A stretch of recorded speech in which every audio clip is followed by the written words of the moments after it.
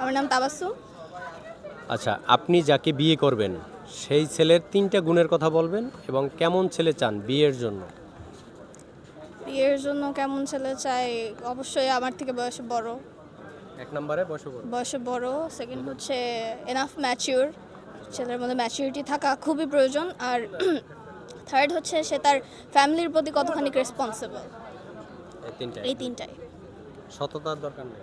সততা, যে ফ্যামিলির প্রতি রেসপন্সিবল সে তো অবশ্যই সৎ থাকবে।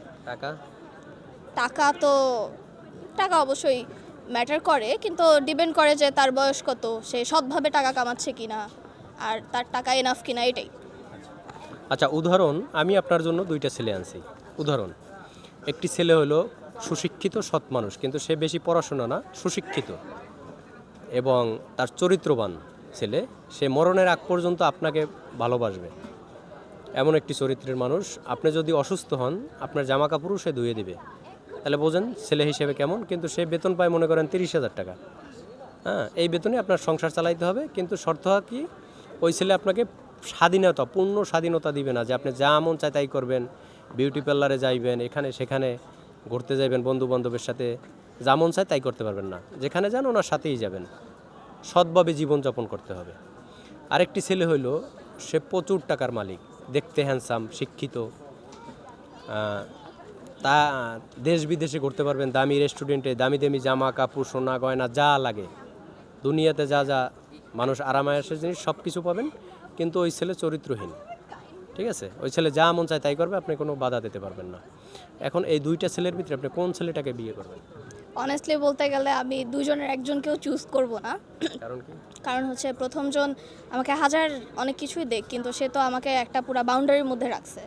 এখন আমি বাউন্ডারি মানে আপনি যা মন চায় তাই করবেন ওইটা না, আপনার যতটুকু সম্ভব। ওনার মানে একটা সৎ মানুষ কি করে, গরু নিয়ে তো ঘুরতে পারে, কিন্তু যে সৎ মানুষ সে তো সবসময় আপনাকে সময় দিতে পারবে না, চাকরি করতে হবে, বাকরি হবে, তারপর যখন সময় পাবে আপনাকে নিয়ে ঘুরতে বেরিয়ে যাবে। কিন্তু অনেক আছে না, যে স্বামী রেখা ইচ্ছা মতো ঘুরে বেড়ায়, বিউটি পার্লারে যায়, বিলাসিতা যা মন চায়, এই জিনিসগুলোয় সে বাধা দিবে, এগুলো করতে পারবে না। হ্যাঁ, এই ক্ষেত্রে আমি প্রথমজনকে প্রেফার করব বেশি। অ্যাজ আই সেইড এর আগে, যে ফ্যামিলির প্রতি রেসপন্সিবল হতে হবে, দায়িত্ববান হতে হবে। সো যদি এইভাবে দেখা যায় তাহলে আমার মনে হয় যে first one is more suitable. তাহলে এনার সাথে তো আপনার কষ্টে জীবন কাটাইতে হবে, 30,000 টাকা মাত্র। আন্ডারস্ট্যান্ডিং হলে আসলে 30,000 টাকায়ও একটা সংসার চালানো সম্ভব। আর ওই ছেলের বিয়ে করলে তো আপনি টাকার উপরে ঘুমাই থাকবেন, দেশ বিদেশে ঘুরবেন, তো প্রচুর শান্তি, চরিত্র সুখ শান্তি। ম্যাটার করে। কিন্তু তার সমস্যা হলো সে আপনার কথা শুনবে না, সে যেমন চায় তাই করবে। চরিত্র ম্যাটার করে। আমার পার্টনার যদি এই চরিত্রবান না হয়, আন্ডারস্ট্যান্ডিং না হয়, তাহলে তো তার সাথে থেকে আমার লাভ নেই। তার সাথে থেকে তো আমি যতই লাক্সারিয়াস লাইফ লিড করি, তারপরেও তো আমার সেই স্ট্রেস নিয়ে থাকতে হবে, টেনশন নিয়ে থাকতে হবে। এর থেকে আমি প্রেফার করি যে ফার্স্ট জন ভালো হয়। আচ্ছা আপু, আমি যতগুলো আপুকে বা মেয়েকে জিজ্ঞেস করলাম, সবাই আপনার মতো প্রথমজনকেই চয়েস করে। কিন্তু আমরা বর্তমান যে আমাদের সমাজ ব্যবস্থা তো দেখি পুরোটা উল্টা। ভদ্র ছেলে যারা, তারা তো একটা প্রেমে তো, বিয়ে তো দূরে থাক, প্রেমও করতে পারে না, তাদেরকে মেয়েরা পছন্দই করে না। আর এই যে যারা অবৈধ টাকার মালিক, যারা চরিত্রহীন, এরা দেখা যায় প্রচুর সুন্দরী সুন্দরী মাই নিয়ে ঘুরে, বিয়ে করে। বাস্তবের সাথে তো এর সাথে মিল নেই। বাস্তবের সাথে মিল নাই কেন? কারণ সবাই সবার আগে কমফোর্ট আর লাক্সারিটা দেখতে চায়। আমরা সবাই যতই বলি যে আমরা সিম্পলি থাকতে চাই, এই করতে চাই, হ্যান করতে চাই, কিন্তু দিন শেষে সবাই যখন শুনে যে আমার এখানে অনেক কিছু আছে, এখানে গেলে আমার আরাম বেশি, টাকা পয়সা বেশি, টাকা পয়সা না আসলে ওই যে ঘোরাফেরা করতে পারবো বেশি, আমি আমার মতো মানে আরাম করে থাকতে পারবো, সবাই ওটাই দেখতে চায়। তো এই ক্ষেত্রে বলতে গেলে সমাজ সেকেন্ড জনকেই চুজ করবে। তাহলে আসলে কি আপনার কথা তো বললাম যে দিন শেষে যত টাকা পয়সা থাকুক, যত আরামায়েশ থাক, ভালো একজন মানুষের সাথে যদি টাকা পয়সা নাও থাকে, সেটা বেশি সুখের বাস করা। হ্যাঁ, অবশ্যই। হ্যাঁ, সেটা বাস করা বেশি সুখের না?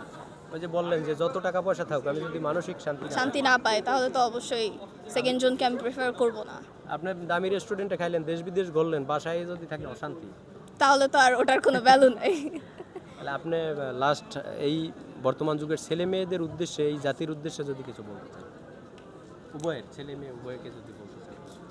এটাই যে আসলে রেসপন্সিবল থাকাটা খুব ইম্পর্টেন্ট, সেটা হোক ফ্যামিলির জন্য, সেটা পড়ালেখার জন্য হোক, যেটার জন্য যত বেশি রেসপন্সিবল মানুষ, যত বেশি রেসপন্সিবল হয় তত বেশি সৎ হয়। কারণ একজন সৎ মানুষ কখনো খারাপ দিকে যেতে, মানে একজন রেসপন্সিবল মানুষ কখনো খারাপ দিকে যেতে পারে না, এটাই। আচ্ছা আপু, এই যে আপনার ইন্টারভিউ নিলাম, ইন্টারভিউ ছাড়লে সমস্যা নাই তো? আচ্ছা, ধন্যবাদ আপনাকে।